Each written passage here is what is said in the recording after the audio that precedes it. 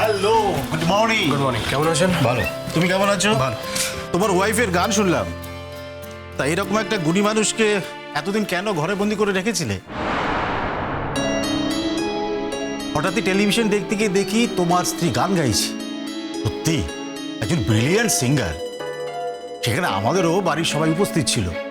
তা আমি যখন বললাম যে দেখো আমার কলিগের ওয়াইফ এবং তার সঙ্গে আমার পরিচয় রয়েছে, তখন তো আমি তাদের কাছে একেবারে দর্শনীয় বস্তু হয়ে উঠলাম। বাই দ্য ওয়ে, বলছিলাম যে আমার ওয়াইফ বলছিল যে তোমাকে আর তোমার বউকে একদিন বাড়িতে ইনভাইট করবে।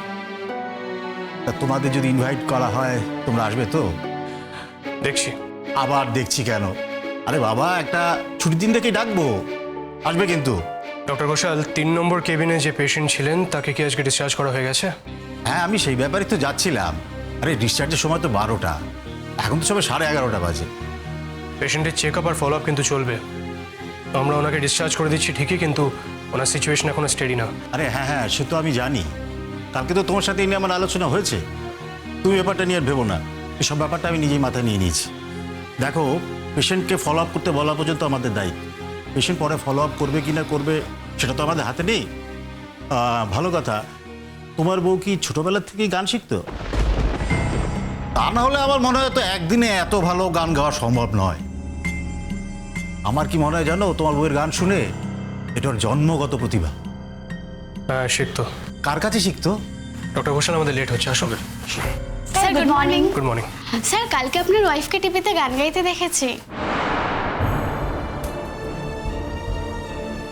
ওকে। স্যার, আমাদের হসপিটালে বর্ষপূর্তির দিন প্রত্যেক বছরই তো প্রোগ্রাম হয়। এই বছরও তো আমরা আপনার ওয়াইফকে বলবো গান গাইতে। এই বছর আমরা চাই আপনার ওয়াইফ গান গাইবে। অনুষ্ঠানে এখন অনেক দেরি আছে, পরে আলোচনা করব। না না স্যার, আপনি ভুলে যাবেন। আপনি বাড়িতে গিয়ে আজকে বলে রাখবেন উনি টিভিতে গান গায়, আরও কোথাও কোথাও গান গায়। ব্যস্ত মানুষ, এই দিনটা যদি আগে থেকে বুক করে রাখেন, বলবেন তো স্যার? আচ্ছা, আর কোথায় কোথায় গায় বলো তো? ও কি আরো প্রোগ্রাম করে? হ্যাঁ, করে, মাঝে মধ্যে করে। আর কাছে গান শিখেছিল? ওর গানের গলা শুনে মনে হলো তো রীতিমতো ক্লাসিক্যাল তালিম নেওয়া। আমার তো মনে হয় খুব ভালো একজন ওস্তাদের কাছেও তালিম নিয়েছে, তাই না? শোনো রুরাগ, একটা কথা বলি, তুমি যত বড়ই ডাক্তারি হও না কেন, তোমার বউ একদিন এরকম গান গাইবে যে সবাই তাকে চিনবে। জানো তো, এটার এই মজা, এর নাম হচ্ছে গিয়ে পারফর্মিং আর্ট। এর মজাটাই আলাদা। এই যে তুমি এত বড় ডাক্তার, সারা জীবন মানুষের জন্য দিয়ে গেলে, মানুষ তোমায় চিনল না, কিন্তু তোমার বউ একদিন এমন অনুষ্ঠানে এমন একটা পারফর্ম করলো যে হাজার হাজার লোক তার তালুবন্দি হয়ে গেল। এক সেকেন্ড, আপনার কি মনে হয় ডক্টর ঘোষাল, আমি নাম কামানোর জন্য এই প্রফেশনে এসেছি? আরে না না না না না, জোকস ব্যাপার, আমি সে কথা বলিনি। কিন্তু ব্যাপারটা কিন্তু তাই, আমরা যতই করি না আমাদের কিন্তু কোনো স্বীকৃতি নেই। এই তো দেখো না, একটা কেস যদি একটু এদিক ওদিক হয়ে যায় তাহলে সবাই এসে আমাদের উপর কিরকমভাবে অ্যাটাক করে পড়ে, যেন আমাদের সারা জীবনের যে পরিশ্রম আর যে অর্জিত সুনাম নিমিষের মধ্যে আমাদের একটা ধূলিসাৎ হয়ে যায়। কিন্তু পারফর্মিং আর্টের ক্ষেত্রে কিন্তু সেটা নয়। যদি তুমি ভালো পারফর্ম করো তাহলে লোকে তোমায় মাথায় তুলে নাচবে। যদি পারফর্ম ভালো নাও করতে পারো, তোমায় মাথায় তুলে হয়তো নাচবে না, কিন্তু তোমায় একদম ঝেড়ে ফেলেও দেবে। আমার মনে হয় আপনার বোধহয় রাউন্ডের সময় হয়ে গেছে ডক্টর। আমারও পরে কথা হবে। স্যার, কথাটা মনে রাখবেন তো? সেটা আমি এক কথা বারবার বলতে বা শুনতে কোনোটাই পছন্দ করি না, তুমি নিশ্চয়ই জানো। স্যার, আপনি রাগ করছেন শুধু শুধু। আপনারই তো ওয়াইফ, আপনি বলবেন না তো কে বলবে বলুন স্যার? আর আপনি যদি বলেন তাহলে আমরাও বলতে পারি, যদি নাম্বারটা দেন ম্যাডামের। স্যার, নাম্বারটা পেতে পারি? একটা রেসপন্সিবিলিটি যখন আমাকে একবার দেওয়া হয়েছে তখন আমি নিশ্চয়ই সেটা দেখে নেব। আবার না স্যার, ঠিক আছে, তাহলে কিন্তু আজকেই আপনি বলবেন, কাল কিন্তু আবার আমরা জিজ্ঞাসা করব। হ্যাঁ স্যার, খুব বেশি দেরিও কিন্তু নেই আমাদের অনুষ্ঠানের। আর এইরকম একজন ট্যালেন্ট যদি আমাদের অনুষ্ঠানে গান গায় কত ভালো হবে। আমাদের এই অনুষ্ঠানটা পুরো অন্যরকম, একটা অন্যরকম স্ট্যান্ডার্ডে হয়ে যাবে স্যার। তোমরা নিশ্চয়ই এখানে শুধুমাত্র গান বাজনা আর প্রোগ্রাম নিয়ে কথা বলতে আসো না, তার বাইরেও তোমাদের কিছু কাজ আছে, তাই তো? তা কাজের সময় কাজের কথা না বলে অন্য কথাগুলো বলা বোধহয় খুব একটা এথিক্যাল নয়। স্যার আমরা তো সারাদিনে কাজ করি, বছরে ওই একটা দিনই তো আমাদের আনন্দ করার দিন স্যার। হ্যাঁ স্যার, আর সেই জন্যই তো একটু একটু করে প্রস্তুতি নিতে হয় 3-4 মাস আগে থেকে। আর এই পুরো ব্যাপারের দায়িত্বটা আমরাই বরাবর নিয়ে এসেছি, তাই এই ব্যাপারটা নিয়ে আমরাই মাথা ঘামাচ্ছি। আর তাই বলি কি স্যার, কাজের কোনো ক্ষতি করি আমরা? এই দেখুন না, সকাল থেকে কত পেশেন্টের কত হ্যাপা সামলালাম। তোমরা বোধহয় ভুলে যাচ্ছ যে এটাই তোমাদের কাজ, এটাই তোমাদের ক্যারিয়ার, আর এর জন্যই তোমরা টাকা পাও।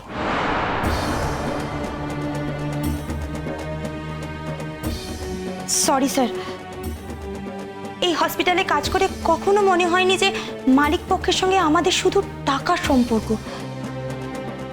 ঠিক আছে, এবার থেকে মনে রাখবো। কখনো কখনো কিছু কিছু সত্যি আমাদের সবার মনে রাখার দরকার। Sorry sir. Sorry sir. আজ তোমার কি হয়েছে অনুরাগ? কিছু হবে কেন ডক্টর? আমি যে কথাগুলো ওদের বললাম সেগুলো ভুল বললাম বলে কি আপনি মনে করেন? না মানে ডিউটির মধ্যে মানুষ কাজের বাইরে অন্য কথাবার্তা বললে তাদেরকে কি বারণ করা উচিত নয়, নাকি আমার এখন দাঁড়িয়ে এগুলো এন্টারটেইন করা উচিত ছিল, কোনটা? তাহলে অনুরাগ, তুমি তো একই অভিযোগে আমাকে অভিযুক্ত করতে পারো না। মানে মানুষ তো তাহলে যন্ত্র হয়ে যাবে, তাই না? সবসময় কাজের মধ্যে থাকতে থাকতে মানুষ একেবারে যন্ত্র হয়ে যাবে। একটা মানুষের পক্ষে তো সবসময় কাজের কথা বলে যাওয়া সম্ভব নয়। আমি অন্তত সেটাই করি ডক্টর ঘোষাল। আমি যতক্ষণ হসপিটালের মধ্যে থাকি ততক্ষণ নিজের কাজের মধ্যেই থাকি, কাজেই মন দিই। তার বাইরে আমি কিছু করি না, করা পছন্দ করি না। আমাকে কোনোদিনও হসপিটালে থাকাকালীন কাজের বাইরের কোনো কথা বলতে আপনারা দেখেছেন? সরি অনুরাগ, আমি বুঝতে পারিনি যে তুমি তোমার বইয়ের প্রশংসাটা ভালোভাবে নিতে পারবে না। কি বলেন? তাছাড়া কি বলবো বলো, তোমার সঙ্গে দেখা হয়েছে, সাধারণ একটা কথা বলেছি যে তোমার বউ একজন ট্যালেন্টেড গাইয়ে, আর সেটা শুনেছি বলেই বলেছি। আর যে তুমি এরকমভাবে ব্যাখ্যা করবে সেটা আমি বুঝতে পারি। আমি কিচ্ছু ব্যাখ্যা করিনি ডক্টর ঘোষাল, আমি শুধুমাত্র নিজের বিশ্বাসের কথাটা আপনাকে বলেছি।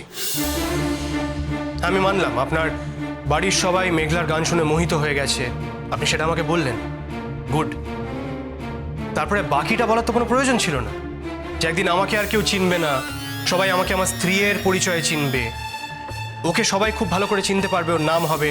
এই কথাগুলোর বোধহয় এই মুহূর্তে কোনো প্রয়োজনীয়তা নেই, তাই না? আমি জানি না কথাটা কেন তোমাকে হার্ট করলো। আমি ভেবেছিলাম যে কথাটা তোমার ভালোই লাগবে। এনিওয়ে, তোমার পার্সোনাল ব্যাপার নিয়ে আর কখনো আলোচনা করবো না অনুরাগ। তো আমি একজন সিনিয়র, একজন জুনিয়র হিসেবে তোমার কাছ থেকে আজ যে শিক্ষাটা পেলাম তার জন্য তোমাকে থ্যাঙ্কস জানাচ্ছি। Good morning sir. Good morning. কি খবর? কোনো প্রবলেম কিছু হয়েছে? স্যার, কালকে তো ম্যাডামের গান শুনলাম টিভিতে। ম্যাডাম এত ভালো গান গায় স্যার। আমি তোমাদেরকে এক্ষুনি একটা প্রশ্ন করলাম বোধহয়, তার উত্তর কিন্তু আমি এখনো পাইনি। সব ঠিক আছে স্যার, কোথাও কোনো প্রবলেম নেই। আপনাদের একটা কথা খুব স্পষ্ট করে বলে রাখি, কাজের সময় অকাজের কথা আমি একদম পছন্দ করি না। অকাজের কথা কোথায় বললাম স্যার? আমি তো বলছি ম্যাডামের গানের কথা। Shut up! তুমি আমার মুখে মুখে তর্ক করছো। তোমার বোধহয় এই হসপিটালে চাকরি করার খুব একটা ইচ্ছে নেই, তাই না? একটা কথা আমি খুব স্পষ্ট করে বলে রাখি আপনাদের দুজনকেই, কাজের সময় আমি কাজের বাইরে অন্য কোনো কথা নিয়ে আলোচনা করা পছন্দ করি না। কাজের সময় আমার কাছে কাজটা ইম্পর্ট্যান্ট। এই হসপিটালটা একটা মিশন নিয়ে বানানো হয়েছিল, আর আমরা তাদেরই এই হসপিটালে রিক্রুট করেছি যাদের কাজের প্রতি কমপ্লিট ডেডিকেশন রয়েছে, যারা কাজের সময় চারটে বাজে কথা বলে সময় নষ্ট করে না। Is that clear? যান, গিয়ে কাজ করুন, যান। স্যারের কি হয়েছে বলো তো? কি জানি বউয়ের সঙ্গে ঝামেলা নাকি, ওর ওপর রেগে গেছে। আমি বললাম বউ ভালো গান গেয়েছে, সেই জন্য তো আমাদের ওপর রেগে গেছেন, চটে গেছেন। সেই কি করে বুঝবো বলো তো, বড় লোকদের বড় বড় ব্যাপার। সস্তায় নাম কেনা ব্যাপারটা আমি কোনোদিনই পছন্দ করতাম না মেঘলা। আমি তোমাকে গান গাইতে বলেছি, আমি তোমাকে গান গাইতে ইনসিস্ট করেছি দিনের পর দিন। আর এখন তুমি ফুল ফর্মে গান গাইতে শুরু করেছো। তুমি এখন সাকসেসফুল। সাকসেসের সহজ সিঁড়িটা বেছে নিয়েছো তুমি। টেলিভিশন তোমাকে দিনে দিনে বেঁধে ফেলবে মেঘলা। আসল গানটা হয়তো তুমি আর কোনোদিনও গাইতেই পারবে না।